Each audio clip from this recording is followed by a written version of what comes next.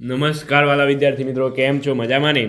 આજે આપણે ફરી લઈને આવી ગયા છીએ બનાસકાંઠા વિકાસ સંકુલ જે પરીક્ષા છે વિદ્યાર્થી મિત્રો, તમારી બનાસકાંઠા વિકાસ સંકુલની જે પરીક્ષામાં પ્રિલિમિનરી પરીક્ષાનું જે પેપર લેવાય છે એ પેપર આજે ધોરણ 10નું સામાજિક વિજ્ઞાનનું આપણે જોવાના છીએ. તારીખ 16/1/2026ને દિવસે લેવાયું હતું. કુલ ગુણ 80, સમય 3 કલાક. તો વિડીયોને લાઇક, શેર અને સબસ્ક્રાઈબ કરવાનું ભૂલતા નહીં. બરાબર, અહીંયા વિભાગ એ આપેલો છે. અહીં કહે છે નીચે આપેલ પ્રશ્નોના માગ્યા મુજબ ઉત્તર આપો. દરેકનો 1 ગુણ રહેશે. ટોટલ 24 ગુણ રહેશે. બરાબર, અહીંયા તમારે પહેલું લોથલ કાર્બેટ જરીકામ એલ્યુમિનિયમ ઉર્જાનું મુખ્ય સ્ત્રોત. ત્યાર પછી અહીંયા ખરા ખોટા આપેલા છે. બરાબર, વલભી બૌદ્ધ ધર્મના મહાયાન પથનું કેન્દ્ર હતું. લોથલ અમદાવાદ જિલ્લાના ધંધુકા તાલુકામાં આવેલું છે. 8 નંબર મોટર વ્હીકલ એક્ટની કલમ 194B મુજબ સીટ હેલ્મેટ પહેર્યા વગર મોટરસાયકલ ચલાવનાર તેમાં મુસાફરી કરવા માટે દંડ થઈ શકે છે. 9 નંબર શ્રીલંકા માનવ વિકાસ આંકમાં ભારતથી નીચેના ક્રમે છે. 10 નંબર બળવાખોરી વૈશ્વિક સમસ્યા છે. ત્યાર પછી ખાલી જગ્યા તમારે પૂરવાની છે. અહીંયા વિદ્યાર્થી મિત્રો સોલ્યુશન તમારે સ્વપ્રયત્ન રહેશે. હું તમને આ પ્રશ્નપત્ર આપું છું. આ પ્રશ્નપત્ર તૈયાર કરશો તો તમારે સારા ગુણ આવશે. એ બદલ બરાબર, સારા ગુણ આવે એ માટે જ આપણે અહીં આ પ્રશ્નપત્ર આપીએ છીએ તમને. આટલું તૈયાર કરશો તો તમારે આટલા ગુણ આવશે એ હું કહેતો નથી, પરંતુ આ 5 થી 6 પ્રશ્નપત્ર કરશો તો સારા ગુણ આવી જશે. બરાબર, તો એ ખાસ કરીને વિનંતી કે આવા 5 થી 6 પ્રશ્નપત્ર તૈયાર કરો અને આઈએમપી તૈયાર કરશો તો પણ તમારે સારા માર્ક્સ આવશે. આખી ચોપડીને મૂકો અને આઈએમપી તથા આવા પ્રશ્નપત્રો તૈયાર કરો તો તમારે 80માંથી આઈ થિંક 40 ઉપર તો આવશે. બરાબર, એટલું તૈયાર કરશો તો પણ. તો ખાસ કરીને જોવાનું ભૂલતા નહીં. વિકલ્પો અહીં વિકલ્પ પસંદ કરીને તમારે ખાલી જગ્યા પૂરવાની છે. પ્રાચીન ભારતના જ્યોતિષધરાએ સમગ્ર દેશની ખાલી જગ્યા એવું વિશાળ નામ આપ્યું હતું. 12 નંબર ઈસવીસન ખાલી જગ્યામાં વન્યજીવોને લાગતો કાયદો અમલમાં આવ્યો છે. 13 નંબર પૃથ્વીના ખાલી જગ્યાના ભાગથી પાણી છે. તો અહીંયા જવાબ આવશે 71. આ સાચું છે. 71% ભાગમાં પાણી છે, 29% ભાગમાં જ જમીન છે, એટલે કે માટી છે. 14 નંબર સ્વતંત્રતા પછી ભારતમાં સ્પષ્ટ વાવેતર ક્ષેત્રમાં લગભગ ખાલી જગ્યા ટકાનું સિંચાઈનો કહી શકાય કે વધારો થયો. સિંચાઈ ખાલી જગ્યા ટકા ભાગમાં સિંચાઈ થઈ છે. ત્યાર પછી આગળ આપણે વાત કરીએ 15 નંબર રેલ માર્ગમાં વિશ્વનું ભારતનું સ્થાન ખાલી જગ્યા સ્થાને છે. ત્યાર પછી અહીંયા છે નીચે આપેલ વિકલ્પોમાંથી સાચો વિકલ્પ શોધીને લખો. અમને ચારે દિશામાંથી સારા અને શુભ વિચારો પ્રાપ્ત થાવ. આ સંદેશ ખાલી જગ્યાએ આપ્યો. 1 જ કિલો ઘઉંનું ઉત્પાદન કરવા માટે લગભગ ખાલી જગ્યા લીટર પાણીની આવશ્યકતા રહે છે. ત્યાર પછી 18 નંબર પૃષ્ટિ જળનો મુખ્ય સ્ત્રોત કયો છે. 19 નંબર વિકાસશીલ દેશોમાં કયા ક્ષેત્રનું પ્રભુત્વ હોય છે. 20 નંબર ભારે વાહન ચાલકનું લાયસન્સ કેટલા વર્ષની ઉંમર બાદ મળી શકે છે. ત્યાર પછી અહીં તમારે છે એક વાક્યમાં જવાબ આપો. ગુજરાતનું મોટું બંદર કયું છે. 22 નંબર ગુજરાતનું ઓટોમેટિક લોક ગેટર ધરાવતું બંદર કયું છે. 23 નંબર એક માળી પોતાના શોખ માટે ફૂલ છોડ ઉછેરે છે તો તે કઈ પ્રવૃત્તિ કહેવાય. 24 નંબર પ્રાથમિક ક્ષેત્રમાં કઈ કઈ સેવાઓનો સમાવેશ થાય છે. ત્યાર પછી વિભાગ બીની વાત કરીએ તો વિભાગ બી વિદ્યાર્થી મિત્રો તમારે કેટલા 18 ગુણનો રહેશે. 18 ગુણનો. તો ખાસ કરીને આ વિભાગ બી તમે જોઈ લેજો. અહીંયા છે આર્યો પ્રકૃતિ પ્રેમી હતા એમ સાથે કહી શકાય. મોસ્ટ ઇમ્પોર્ટન્ટ ક્વેશ્ચન તમારે તૈયાર કરી દેવાનું. દ્રવિડ પ્રજાની ટૂંકમાં માહિતી આપો. આ પણ મોસ્ટ ઇમ્પોર્ટન્ટ. સંગીતના મકરંદનો પરિચય આપો. આ પણ મોસ્ટ ઇમ્પોર્ટન્ટ. સંગીતને લગતો એક પ્રશ્ન તમારે પરીક્ષામાં 100% હશે. મેરાયો નૃત્ય વિશે માહિતી આપો. આ પણ મોસ્ટ ઇમ્પોર્ટન્ટ. પ્રાચીન સમયથી ભારત તીર્થભૂમિ રહ્યું છે વિધાન સમજાવો. તો આ પણ મોસ્ટ ઇમ્પોર્ટન્ટ. ઇલારા કૈલાસના મંદિરનો ટૂંક પરિચય આપો. પારિભાષિક અર્થ સમજાવો. અહીંયા એક આવું તમારે આવી જશે 100% ગેરંટી સાથે. ખનિજ અને બોક્સાઇટ. બરાબર, આવું તમારે કંઈ છે તો આ ખાસ કરીને જોવા વિનંતી. ત્યાર પછી ચેપ્ટર નંબર 9માંથી એક પ્રશ્ન એક ચેપ્ટર નંબર 9માંથી તમારે છે લગભગ નિવારણીકરણની અસર જણાવો, બરાબર. એક જ પ્રશ્ન છે આવો, તો ખાસ કરીને આ તૈયાર કરી દેજો વિદ્યાર્થી મિત્રો, કારણ કે ચેપ્ટર 9માં ટૂંકું નાનું જ છે, શોર્ટ. તો આ તમારે કરવા વિનંતી. એલ્યુમિનિયમના ઉપયોગો જણાવો, મોસ્ટ ઇમ્પોર્ટન્ટ. મને ઓળખો,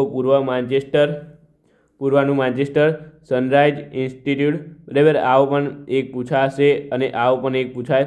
આવું પૂછાય, બરાબર, કાં તો આવું પૂછાય, મને ઓળખો, કાં તો પારિભાષિક શબ્દને અર્થ જણાવો. પણ આવો એક પ્રશ્ન હશે તમારા પેપરમાં 100%.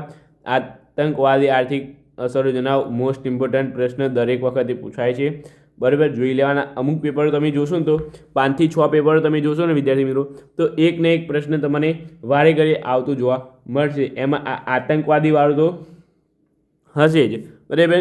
ત્યાર પછી ભારતમાં સુતરાઉ કાપડની ઉદ્યોગોમાં સામે કઈ સમસ્યાઓ છે? સુતરાઉ કાપડની ઉદ્યોગોની સામે કઈ સમસ્યાઓ છે? તો તમારે જોઈ લેવાનું છે. સાંપ્રદાયિકતા દૂર કરવા માટેના ઉપયોગો લખો. ગમે તે 4 લખવાના છે વિદ્યાર્થી મિત્રો, તો આ જોઈ લેવો તમારે, બરાબર. વિભાગ સીની હવે વાત કરીએ આપણે, તો અહીંયા સૂચના આપેલી છે કે કોઈ પણ 6 પ્રશ્નો તમારે મુદ્દાસર પ્રશ્નોના જવાબ આપો. દરેકના 3 ગુણ રહેશે, પ્રત્યેકના 10 ગુણ, ટોટલ 18 ગુણ રહેશે. 6 પ્રશ્નો લખવાના છે. કેટલામાંથી? 9 પ્રશ્નોમાંથી 6 પ્રશ્નો લખવાના છે. તો અહીં છે મોહેજો દળોના જાહેર સ્નાનાગાર અને જાહેર મકાનોની માહિતી આપો. મોસ્ટ ઇમ્પોર્ટન્ટ પ્રશ્ન. ગુજરાત સ્થિતિ મંદિરનું કે જેનું નકશીકામ ઈરાની શૈલીમાં થયું છે તેનો પરિચય આપો, બરાબર. પ્રાચીન યુગમાં તમિલ સાહિત્યનો પરિચય આપો. જમીન ધોવાણ એટલે શું? જમીન ધોવાણના ઉપયોગો જણાવો, મોસ્ટ ઇમ્પોર્ટન્ટ. કાળી જમીનને કપાસની જમીન કહેવામાં આવે છે, કારણ આપો, મોસ્ટ ઇમ્પોર્ટન્ટ પૂછાય છે. પર્યાવરણની સુરક્ષા માટેના પગલાઓ જણાવો, મોસ્ટ ઇમ્પોર્ટન્ટ પૂછાય છે. ભાવ નિયંત્રણ જાહેરમાં વિતરણ પ્રણાલીની ભૂમિકા સ્પષ્ટ કરો, મોસ્ટ ઇમ્પોર્ટન્ટ. ગ્રાહકનું શોષણ થવાના કારણો જણાવો. આ તો તમને બધાને આવડે, બરાબર, તો આ તમારે જોઈ લેવાનું. ત્યાર પછી અહીં 46મો છે, ગુજરાત સરકારે મહિલાઓના સમાનતા માટે કઈ બાબતો અમલમાં મૂકેલ છે? તો આ પણ જોઈ લેજો વિદ્યાર્થી મિત્રો. હવે વિભાગ ડીની આપણે વાત કરીએ વિદ્યાર્થી મિત્રો. વિભાગ ડી, અને એ પણ કેટલા? 20 ગુણનો હોય છે, તો ખાસ કરીને ભૂલતા નહીં. અને વિભાગ ડીમાં જ તમારે મોસ્ટ ઇમ્પોર્ટન્ટ હોય જે પ્રશ્નો. વિભાગ એમાં બદલાતા રહે. વિભાગ બીમાં 1-2 પ્રશ્ન ક્યાંક આવે, વિભાગ સીમાં 1-2 આવે, પણ વિભાગ ડીમાં 2 કે 3 પ્રશ્નો 100% આવી જાય, બરાબર. 5 થી 6 પ્રશ્નપત્રો તમે આવો જોશો, બરાબર, તો તમારે 100% આવી જશે. અહીં તમારી સૂચના છે, નીચે આપેલ 47 થી 53 પ્રશ્નોના કોઈપણ 4 પ્રશ્નો સવિસ્તાર લખો. પ્રશ્ન નંબર 54 નકશો ફરજિયાત છે, બરાબર. તો અહીંયા તમારે જોવાનું છે પ્રાચીન ભારતે ગણિતશાસ્ત્ર આર્યભટ્ટ વિશે તમારે અહીંયા લખવાનું રહેશે, બરાબર. ત્યાર પછી છે પ્રાચીન ભારતના વાસ્તુશાસ્ત્ર વિશે તમારે લખો. વાસ્તુશાસ્ત્રમાં તમારે નાનો જ જવાબ છે કે વાસ્તુશાસ્ત્ર ઘર કઈ દિશામાં બનાવવું, યજ્ઞ કરવા, બધા એ વાસ્તુશાસ્ત્રમાં બધું તમારે આવે છે.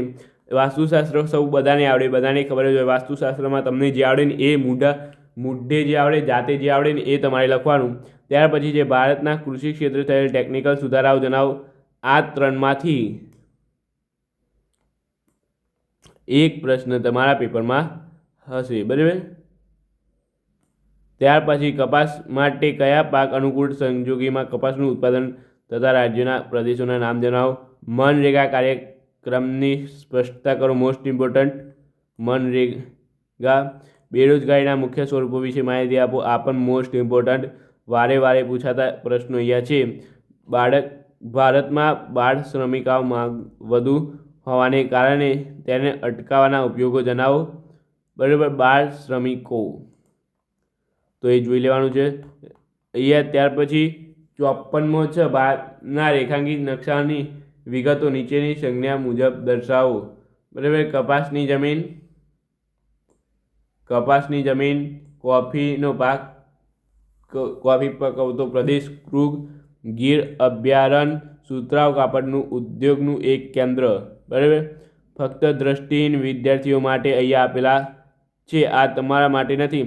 પરંતુ જો તમને એક વાત કહું વિદ્યાર્થી મિત્રો, તમને પેપરમાં આ 4 આવડતા હોય ને તો આ 4 લખીને આવી જવા, આ નહીં લખવા, બરાબર. પછી આ 4 આવડતા હોય દ્રષ્ટિહીન, તો તમારે આ લખવા, બરાબર.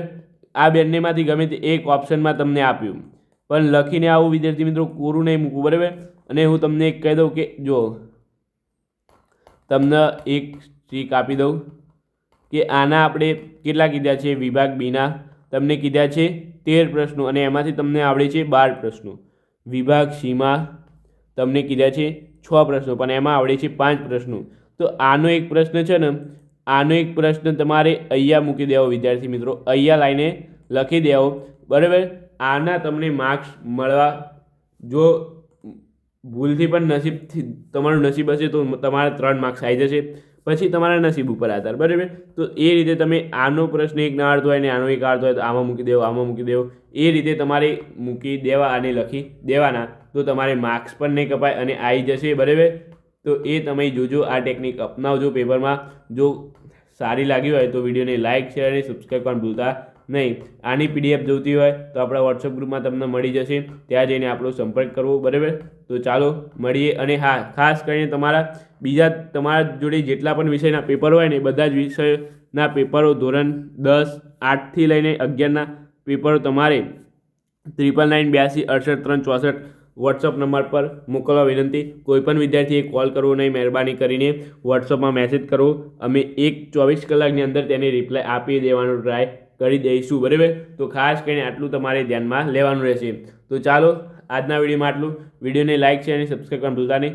આપણે મળીશું નવા વિડીયો સાથે. Thank you so much. Video જોવા તમારો ખૂબ આભાર.